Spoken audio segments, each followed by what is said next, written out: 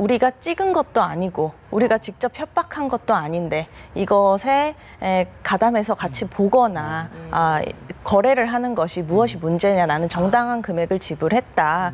그래서 여성을 성적으로 도구화하고 그것을 거래하는 것에 대해서 거리낄 것이 없는 성폭력이라고 인지하지 못하는 모습을 보여주고 있습니다.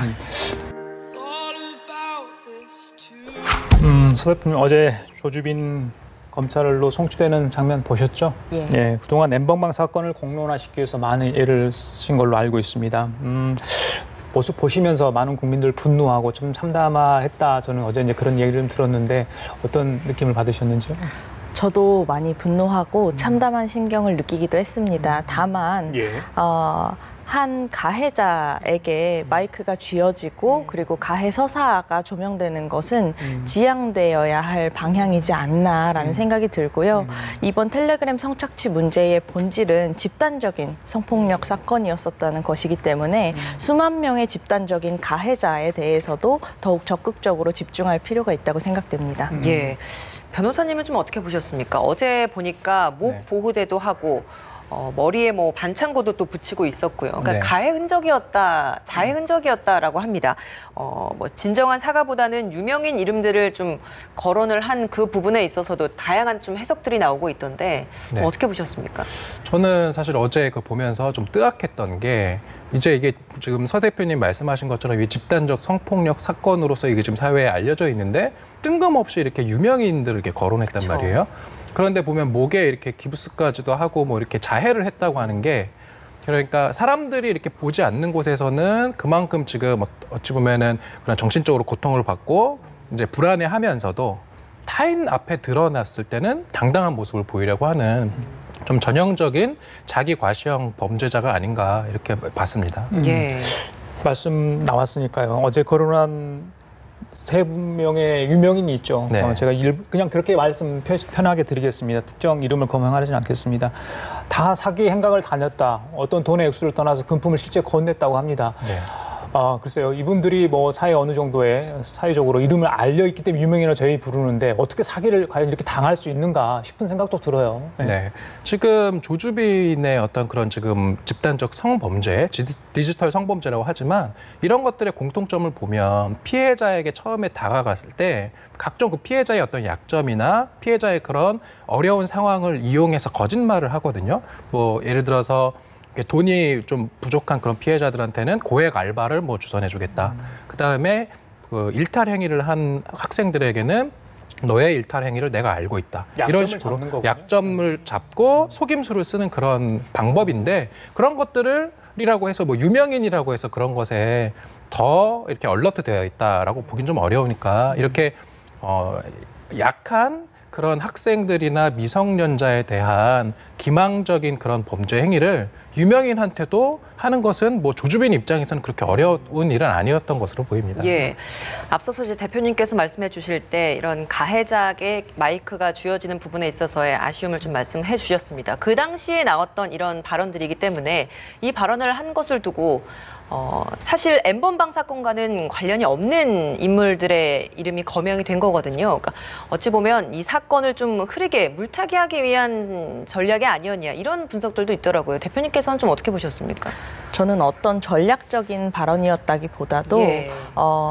본인이 피해를 준 그 피해 여성들에 대해서는 별로 이제 중요하게 생각하지 않고 정말 본인의 머릿속에서 언급하고 싶은 사람들을 언급한 것이 아닌가. 그래서 더욱 참담하다라는 생각이 듭니다. 예, 본질이 흐려져서는 안 될 것 같다라는 생각은 듭니다.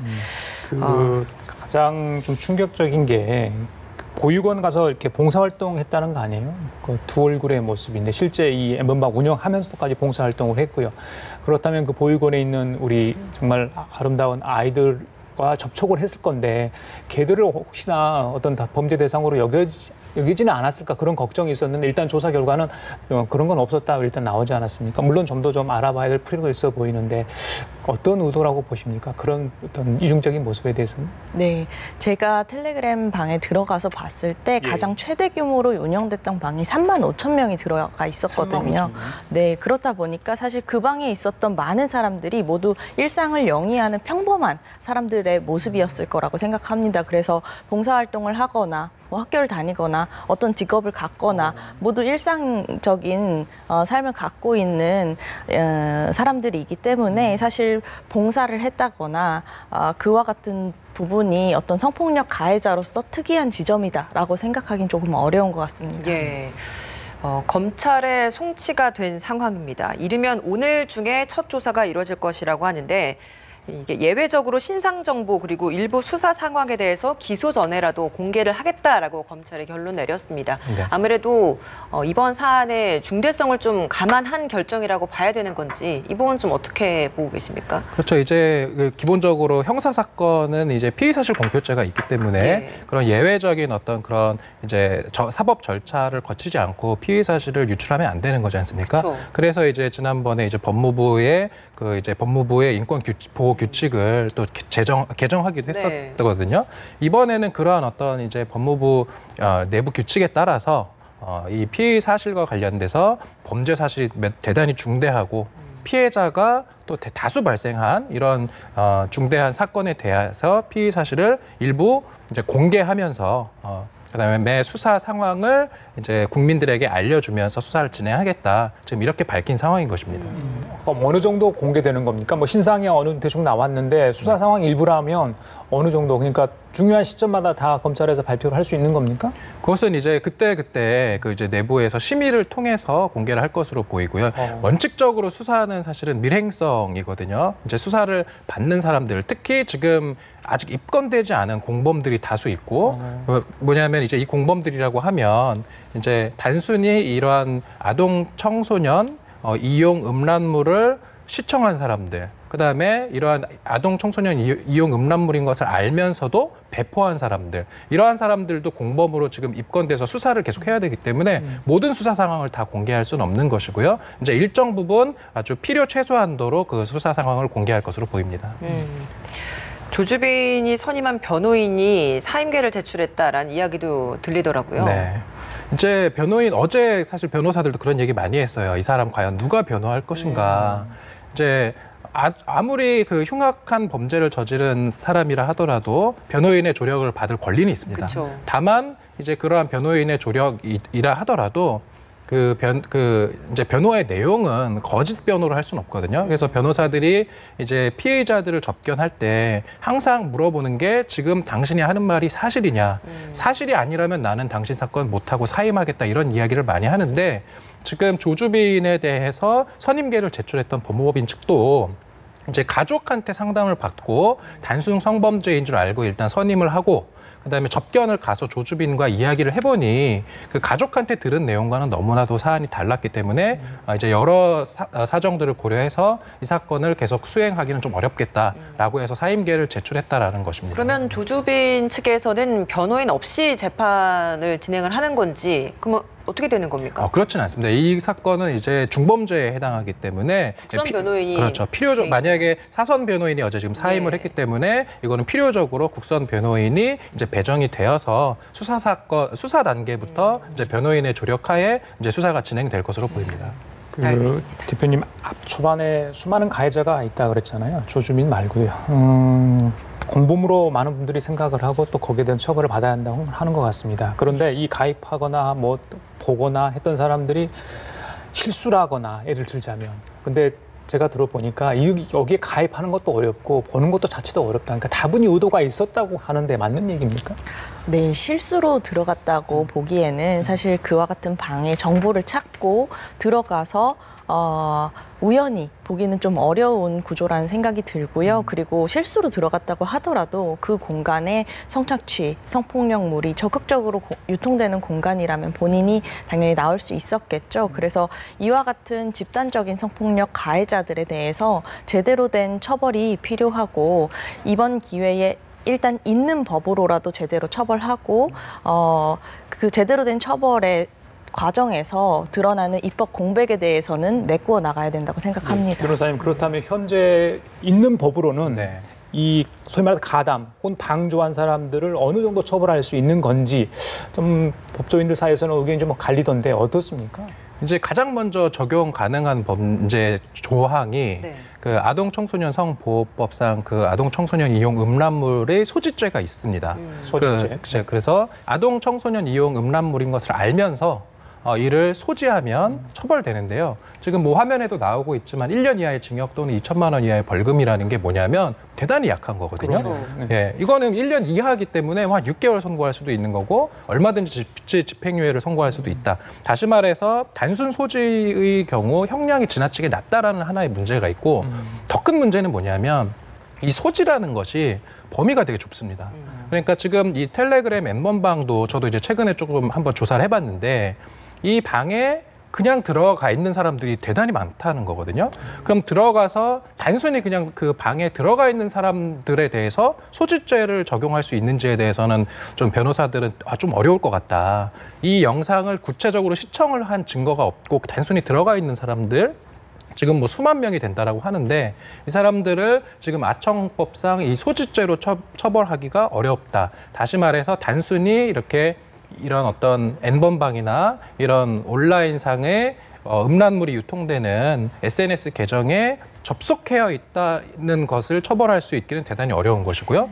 또 단순히 스트리밍 서비스를 받은 것도 이걸 소지라고 볼 수 있는 것인지 다시 말해서 이런 부분은 법의 어떤 적용 범위를 보다 확대하는 좀 적극적인 법 개정이 반드시 필요한 것으로 보입니다. 그러니까 이 소지라고 보는 그 기준 자체가 내가 스트리밍이라는 건 그 안에 들어가서 그 방 안에서 그냥 재생만 버튼 눌렀던 그 상황이 스트리밍인 것이고 그렇죠. 거기에서 다운로드라고 해서 내 휴대폰이나 혹은 내 컴퓨터에 저장을 시켰을 때는 그때만 소지가 적용이 된다라는 말씀이신 거죠? 이제 우리 죄형 법정주의 원칙상 이런 형벌은 엄격하게 적용할 수밖에 없거든요. 그럼 지금 말씀하신 것 중에 소지를 적용하기에 아주 가장 명백한 거 법원에 가서 이건 무조건 유죄가 나온다라고 할 수 있으려면 자기 휴대폰에 저장해 놓으면 소지가 되겠죠. 근데 그냥 재생만 했다라고 하면 스트리밍인데 이 스트리밍을 한 것을 소지로 볼 것인지에 대해서는 조금 의견이 분분한 것이고요. 예. 또 대부분의 사람들이 나는 스트리밍, 그러니까 재생 자체도 누르지 않고 그냥 들어가만 있었다 이런 사람들이 대단히 많을 거거든요. 그럼 이렇게 단순히 들어가 있는 사람들은 소지로를 적용하기는 어렵기 때문에 그런데 지금 조주빈과 같은 일당들이 이제 이러한 범죄를 통해서 돈을 벌어들일 수 있는 구조는 그 방에 대단히 많은 사람들이 들어가 있기 때문에 가능한 거지 않습니까? 예. 그래서 이렇게 들어가서 있는 행위를 어떤 식으로든 법을 적용을 통해서 제한을 하고 처벌을 할 필요는 있는 거거든요.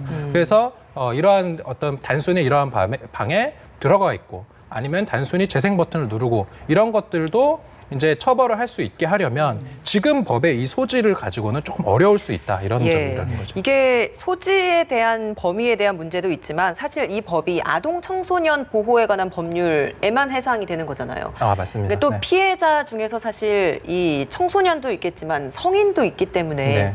성인의 경우에는 그럼 어떻게 되는 겁니까? 성인은 처벌 못하는 거죠. 좀 좋은 지적이신데요. 이제 음란물에 등장하는 이제 여성이 아동 청소년이면은 단순 소지를 처벌할 수 있는데 이제 보는 사람 입장에서 이게 아동 청소년이 아닐 수도 있거든요. 그런 경우는 단순 소지는 처벌 조항 자체가 없습니다.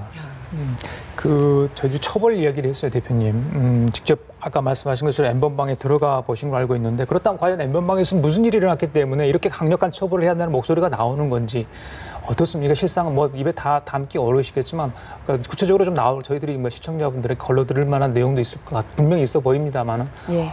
이전에 소라넷이라든지 웹하드 카르텔에서 유통됐었던 국산 야동이라고 불리는 그와 같은 불법 촬영, 피해 촬영물들이 아주 적극적으로 유통돼서 적게는 몇천 건에서 많게는 수십만 건까지 한 방에서 유통되기도 했고요.